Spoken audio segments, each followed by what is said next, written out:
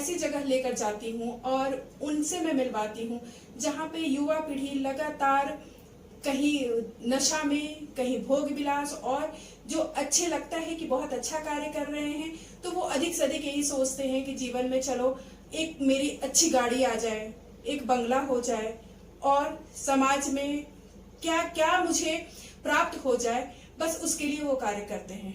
और शायद यही उनकी मन स्थिति माँ बाप से दूर, बुजुर्गों से दूर और उनके सामाजिक संबंधों में दरार का कारण बन रहा है। आपने कितने सारे ऐसे देखे होंगे कि जो आज की पीढ़ी कल शादी करती है, परसों उनका तलाक हो जाता है, आज वो साथ में रहते हैं, कल अलग हो जाते हैं। और ऐसे ही युवाओं जब आगे बढ़ते हैं तो कहते हैं कि अब जब आगे बढ़े हो तो पीना तो एक आपका हिस्सा है, क्या बात करते हो आप, अब तक के इतने दकियानुसी जीवन में जी रहे हो, वो उनका शान मानते हैं। दोस्तों, मैं सर्वांगीण चैनल के माध्यम से, जैसा कि आप जानते हैं कि ये महिलाओं के उनके कर्मठता और उनके कार्य को उजागर करता है, उनको सशक्त बनाने के लिए हर कदम साथ देता है। मैं उन्हीं एक कड़ी के माध्यम से आपको आज हमारी ब्रह्मवादिनी देवी ज्योत्सना जी, और साथ में ही हमारे साथ में ब्रह्मवादिनी ज्योति प्रभा जी, दोनों हमारे साथ में हैं। और जहां संत के रूप में लोग समझते थे और यही धारणा कि संत का मतलब होता है 70 साल के बाद में संत बनना, 80 साल के बाद संत बनना, ये उम्र तो बच्चों को खाने का है, खेलने का है और जीवन में जीवन को एंजॉय करने का है। क्या उस एंजॉयमेंट का सही अर्थ क्या है, मैं जानना चाहूंगी दोनों बहनों से जिन्होंने अपना जीवन समर्पित कर दिया है इनकी वंदनीय पूजनीय माता आशुतोषाम्बरी जी के चरणों में, और क्या इन्होंने ज्ञान प्राप्त किया। और मैं इनसे ये भी संदेश लूंगी कि इन महिलाओं के लिए जो समाज में एक अलग ही मुख्य धारा से वंचित हैं, शोषित हैं, और घर में हो या घर से बाहर हो, तो ऐसे महिलाओं के लिए क्या निदान है, क्या उपाय है, और कहीं क्या आधुनिक युग में क्या आध्यात्मिकता मायने रखती है या ये सब गौण का विषय है। तो आज जैसा कि आप लोग जानते हैं 5 सितंबर की शाम है, पूरे दिन में भटकी हूँ और सारा दिन ये दोनों संतों के साथ हमने अपना जीवन लगाया है। तो मुझे बहुत कुछ इनसे सीखने को मिला, बहुत सारी प्रेरणादायी ऐसी चीजों को जानने को मिला जो मुझे लगता है कि समाज के और भी लोगों तक के जानना चाहिए। तो उसी संदर्भ में मैं चाहती हूँ कि आप की बातें और मैं बीच में ना आऊं, बजाय ये खुद ही आपसे रूबरू हूं।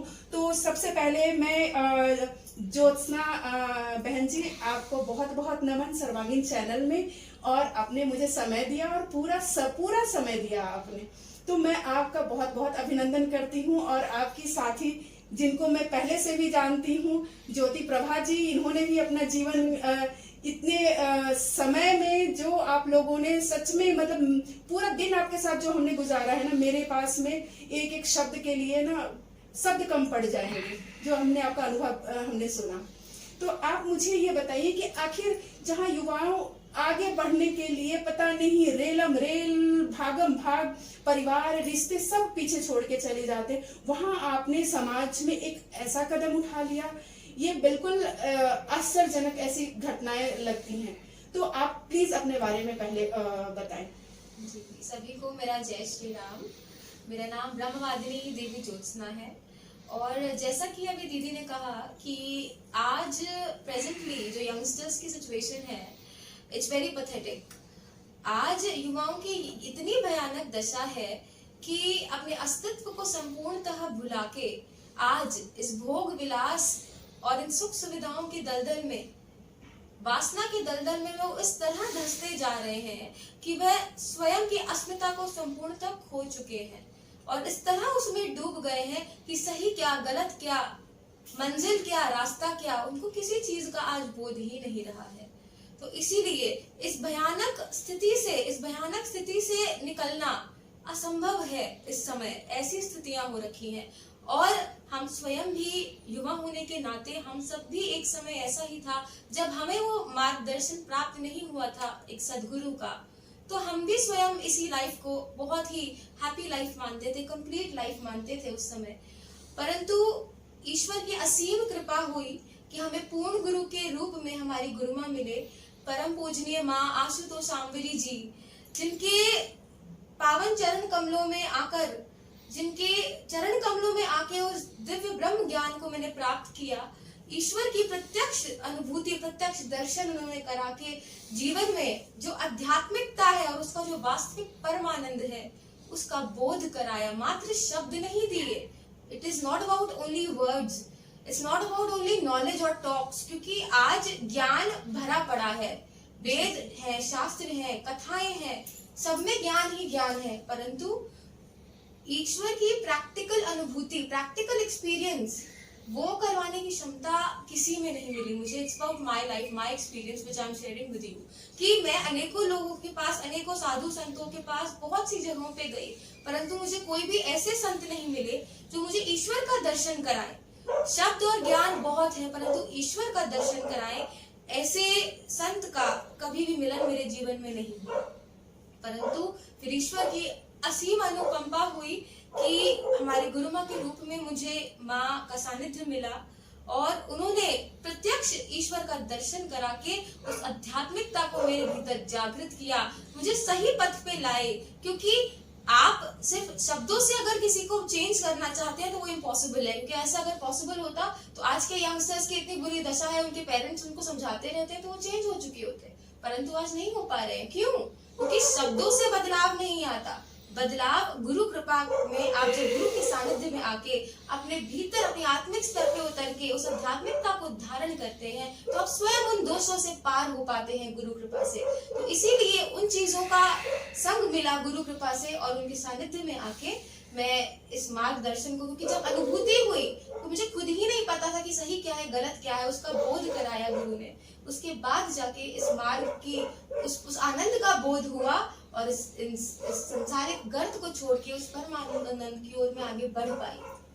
ब्रह्मवादिनी देवी ज्योत्सना जी, एक बहुत मन में सबके सवाल होंगे कि क्या परिवार में ऐसा विरोध नहीं हुआ कि आपने बिल्कुल संन्यास ले लिया, या समाज में ऐसा नहीं लगा कि इस टाइम कैरियर बनाने का समय है और ये संसार को त्याग करके ये एक संत के राह पे चल पड़ी हैं।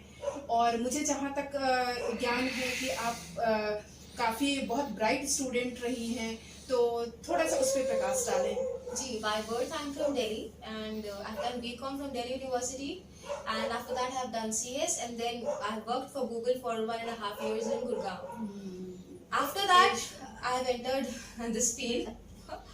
तो सब कुछ मैंने किया है अपनी लाइफ में और कभी ऐसा सोचा भी नहीं था कि मैं संन्यास में आऊंगी। और नो डाउट फैमिली में जो मेरे फादर रहे हैं, मेरे ब्रदर रहे हैं, उन लोगों को थोड़ा ऑब्जेक्शन था कि क्यों ये रास्ता, क्यों।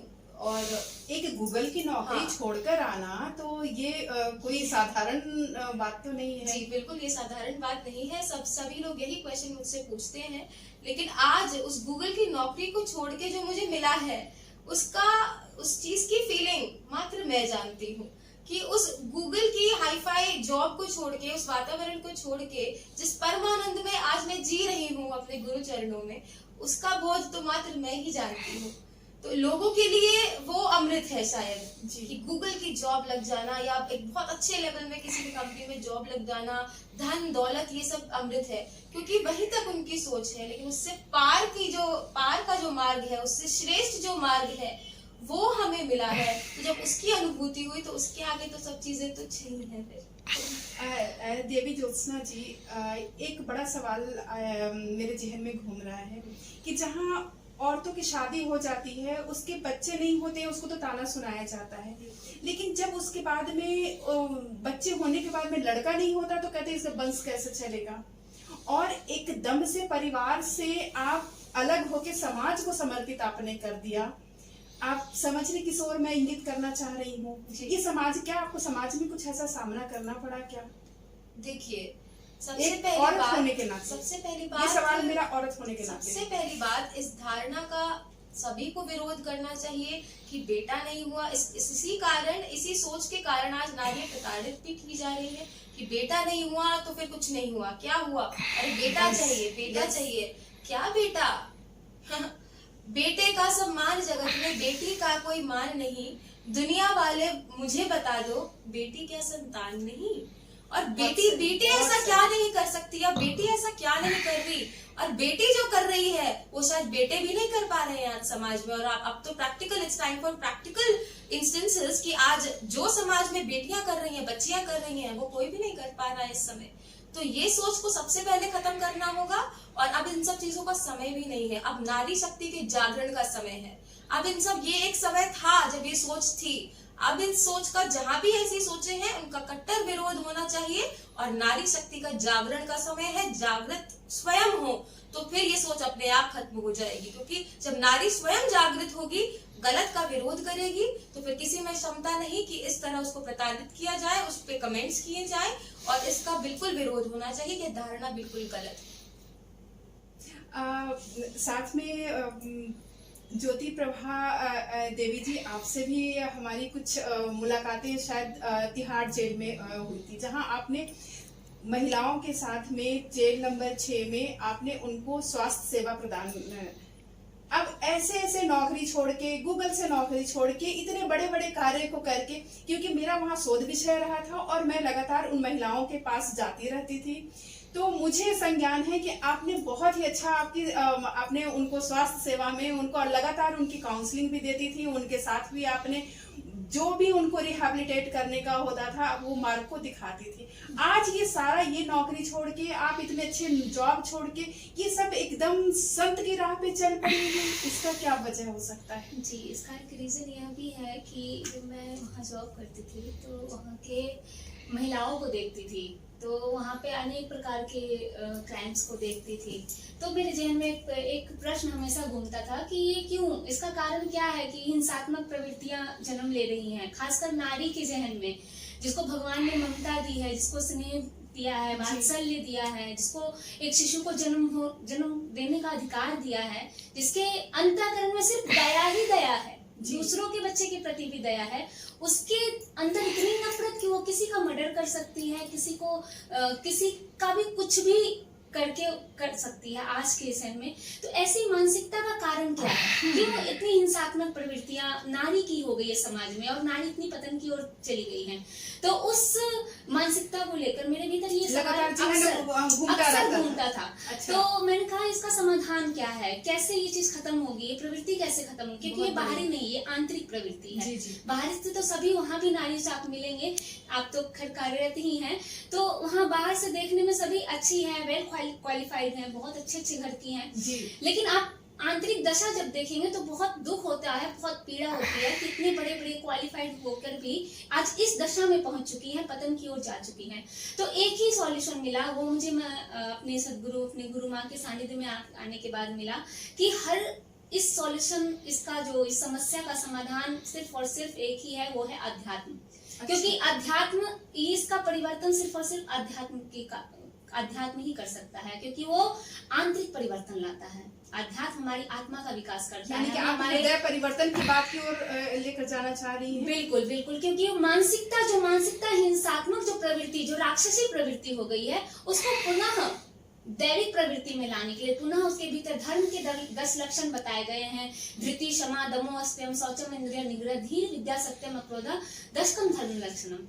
और ईश्वर के वरदान से, ईश्वर की कृपा से और सौभाग्य में कहूंगी कि नारी में ये सारे के सारे लक्षण जन्मजात होते हैं, लेकिन वो नारी उस लक्षण को भूल चुकी है आज। लेकिन कहीं ना कहीं ऐसा आपको नहीं लगता कि जितनी महिलाओं को हमने रिसर्च में देखा है, वो कभी भी, वो पहली बार वो जेल में गई है, इसमें बहुत ज्यादा डाटा है ना? वो लगातार मतलब हैबिचुअल क्रिमिनल्स में नहीं आती। लेकिन फिर ऐसी दशा क्या मतलब समाज में है, तो वो भी आप समाज को उस परिवर्तन की ओर लेकर जाना चाहते हैं? बिल्कुल बिल्कुल, मैं उसी ओर लेकर जाना चाहती हूँ कि आखिर ऐसा कारण क्या हो जाता है नारी के साथ, ऐसा क्या होता है कि उसको इस पतन की ओर वो चली जाती है, वो मतलब मुहिम पर, मुकाम पे पहुंच जाती है कि मतलब इस प्रकार की वो हरकत कर जाती है, इस प्रकार के इतने बड़े बड़े मर्डर कर जाती है, या किसी का भी जबकि कभी उसका बैकग्राउंड उसका ऐसा नहीं रहा। तो ये पूरा समाज ही अपराध से उसको रोकने का एक प्रयास है अध्यात्म, सिर्फ और सिर्फ। मैं शायद सही समझ पा रही हूँ? बिल्कुल, क्योंकि अध्यात्म हमारी आत्मा का जागरण करता है, हमें बोध कराता है, जिसको नारी भूल चुकी है, अपने अस्तित्व को भूल चुकी है कि उसे भगवान ईश्वर ने क्या गुण दिए हैं, वो चाहे तो कहते ना सृष्टि के सृजन का कारण नारी है। सृष्टि के मात्र शक्ति ही बच्चे को जन्म दे सकती है, पुरुष में वो क्षमता नहीं होती। तो वो एक बच्चे का सृजन कर सकती है, तो क्या वो समाज का पूर्ण सृजन तरीके कर से सकती है? आप नारी सशक्तिकरण की बात कर रही हैं। बिल्कुल बिल्कुल, और उसके जागरण की बात कर रही हूँ, क्योंकि नारी अपने अस्तित्व को जब तक नहीं पहचानेगी, जब तक नहीं जानेगी, तब तक वो इसी प्रकार के हिंसात्मक प्रवृत्तियों में उलझी रहेगी। क्योंकि अगर जब तक वो अपने अस्तित्व को नहीं जाना, तब तक वो किसी न किसी का इसी प्रकार से वो अंधेरों में ठोकरें खाती रहेगी और अपने अस्तित्व को भूलकर इधर उधर भटकती रहेगी। और वो आध्यात्म ही उसके भीतर आत्मा की जागृति को लाता है, और वो अपने वास्तविक स्वरूप को, अपने नारीत्व को, जो ईश्वर ने उन्हें प्रदान की है, जो गुण प्रदान किए हैं, उसको वो प्राप्त करती है। तब जाके कोई रानी लक्ष्मीबाई बनती है, कोई मीराबाई बनती है, कोई पद्मिनी जैसी जौहर को प्राप्त कर पाती है। अन्यथा बिना अध्यात्म के नारी सिर्फ वासना की पूर्ति के उपभोग की वस्तु बन के रह जाएगी। नहीं तो सिर्फ और सिर्फ अध्यात्म ही उसके सही अस्तित्व का प्रकटीकरण है। और नारी को इस समाज में अगर इज्जत दिलाता है तो सिर्फ और सिर्फ अध्यात्म ही दिलाता है। हमारे इतिहास को उठाकर देख लीजिए, वेद शास्त्रों को उठाकर देख लीजिए, एक आध्यात्मिक नारी मैत्रेयी हुई, गार्गी हुई, ब्रह्मवादिनी देवी गार्गी हुई, माता अदिति हुई, माता शची हुई, ये सारी नारियां ऐसी थी जो आध्यात्मिक थी, जिन्होंने समाज का पथ प्रदर्शन किया, जिन्होंने समाज को एक नई दिशा दी। लेकिन आज हमारे समाज में ऐसी ऐसी भी नारियां हैं, शूर्पणखा की कहानी आती है हमारे रामायण में, जिन्होंने पूरे, जिसकी वजह से मंथरा की कहानी आती है। तो ऐसी नारियां हर युग में मिली है, लेकिन हमें उस ओर नहीं, हमें आध्यात्म की ओर बढ़ना पड़ेगा, जिससे समाज का, हमारा खुद का उत्थान हो सके, एक समाज नवीनीकरण को प्राप्त कर सके। जैसा कि आपने बहुत ही विस्तार से और बहुत सही महिला और अपराध के बीच का जो है उस कारण और उसके संबंध को भी आपने बताया।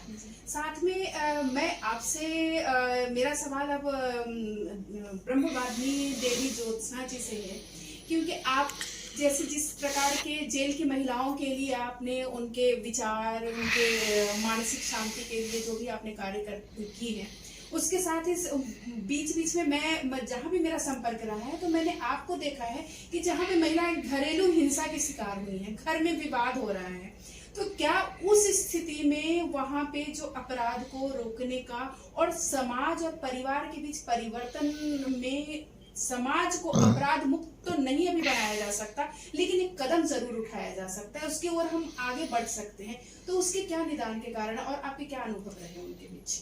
जी देखिए, इस समय जो भी स्थितियां हैं, ऐसी नारियां जो है जिनकी फैमिली में ये सब चीजें हो रही हैं, उनके साथ हिंसात्मक व्यवहार हो रहा है, अन्य स्थिति है, तो कहा जाता है कि सब अपने अपने कर्म के भोगी हैं, जैसा कर्म करे, कर्म प्रधान विश्व रचना का जो जस करे से तस फल चाखा, तो कर्मों का फल तो सभी को भोगना है। तो पर ऐसी परिस्थिति में समाधान एक ही है, इस पूरे संसार में कहते हैं सर्वात्म चेतना का जागरण साधना है, हर लक्ष्य सिद्धि हेतु उपकरण साधना, यानी साधना यानी उस ईश्वर में रत होना, अध्यात्म की ओर बढ़ना। तो इस दुनिया में ऐसी कोई समस्या नहीं है जिसका समाधान आध्यात्मिकता में नहीं है। तो अगर उनके साथ ऐसी चीजें हो रही हैं तो उसका समाधान यही है कि जो बाहरी चीजें हैं जिनको आप स्टेप्स उठा सकते हैं, कि आप लीगल एस्पेक्ट्स की तरफ जा सकते हैं, आप पुलिस की और इन सब चीजों की हेल्प तो लेनी ही लेनी है, ये अलग एस्पेक्ट्स हैं। लेकिन इसके साथ साथ कहते हैं नारी का आंतरिक रूप से स्वयं मजबूत होना बहुत जरूरी है, क्योंकि आज आप देखेंगे कि उन्हीं नारियों के साथ अधिक ये सब चीजें हो रही हैं जो कमजोर है, जो अपनी शक्ति को जानती ही नहीं। आज ही मैंने एक बात बोली थी कि नारी है दुर्गा का रूप पर बैठी किस अंधकूप, अपनी शक्ति का ज्ञान नहीं इसलिए पहचान नहीं, पहचानो अपनी शक्ति को, तुम भी किसी से कम नहीं, और तुमको हरा सके ऐसा किसी में दम नहीं, ऐसा किसी में दम नहीं। इसीलिए नारी, उसी नारी पे अत्याचार होते हैं जो कमजोर मानती है, खुद को अबला मानती है। But sorry to say, it's not about who is going to let me, it's about who has the power to stop me. No one has the power to stop me. मेरे को रोके ऐसी किसी में क्षमता नहीं। नारी को खुद स्ट्रांग होना होगा और आगे आपके जो भी अत्याचार, जो कि जहां बात अधर्म की, अन्याय की और अत्याचार की है, वहां चाहे नारी हो, चाहे बच्चा हो, चाहे पुरुष हो, चाहे वृद्ध हो, उसका विरोध करना ही होगा। क्योंकि अगर विरोध करे बिना कार्य चलता तो शायद महाभारत कभी होती ही नहीं। अनेकों इतिहास में युद्ध हुए, अनेकों स्थितियां घटी, परंतु वहां अधर्म को नहीं सहना, उसका विरोध करना ही करना है। इसी कारण इतनी सारी स्थितियां घटी आज। तो जहाँ अधर्म है, जहाँ गलत है, उसका विरोध करना होगा। और नारी उस चीज को संपूर्णतः तभी निभा पाएगी जब वो आध्यात्मिक रूप से सशक्त होगी, क्योंकि आध्यात्मिकता आंतरिक ऊर्जा देती है। और जब वो ऊर्जा उसके भीतर होगी तो फिर उसके अंदर जो एक नवीनता, एक दिव्यता आएगी, वो फिर अलग होती है। और उसके साथ जब वो लीगल एस्पेक्ट्स की ओर आगे बढ़ेगी तो रिजल्ट्स बहुत बेटर होंगे। दोस्तों, जैसा कि आपने सुना और इतने बेबाकी से दोनों संतों ने पूरे समाज को अपनी बातें रखी हैं। मुझे लगता है कि ये संदेश मुझे हर नारी को, हर समाज में उन व्यक्ति तक के जाना चाहिए, कण कण और जन जन तक, जहाँ पे लोग सोचते हैं कि चलो अपराध कर दिए, कल कुछ कोई देखने वाला नहीं। समाज में कोई जो निराश हो चुके हैं, जिनको लगता है कि समाज में अब परिवर्तन नहीं हो सकता। और सबसे बड़ा संदेश दोनों देवियां यही दे रही है कि स्वशक्तिकरण, यानी कि पहले स्वयं को सशक्त करो, फिर समाज अपने आप ही आपके उस शक्ति को पहचानेगा। और स्वशक्तिकरण के लिए आंतरिक सशक्त होना बहुत जरूरी है। और उसमें इनकी आध्यात्मिकता और वो एक पथ प्रदर्शन और इनकी माता श्री आशुतोषेश्वरी जी के बहुत सानिध्य का काफी प्रभाव इन पे पड़ा है। और वहां पे आप आश्रम में देखेंगे। एक बार फिर मैं चाहूंगी कि आगे आने वाले समय में आपको उस आश्रम का भी, दिव्य आश्रम का भी मैं दर्शन करवाऊं, कि ताकि आप तक ये सारी बातें पहुंच सके।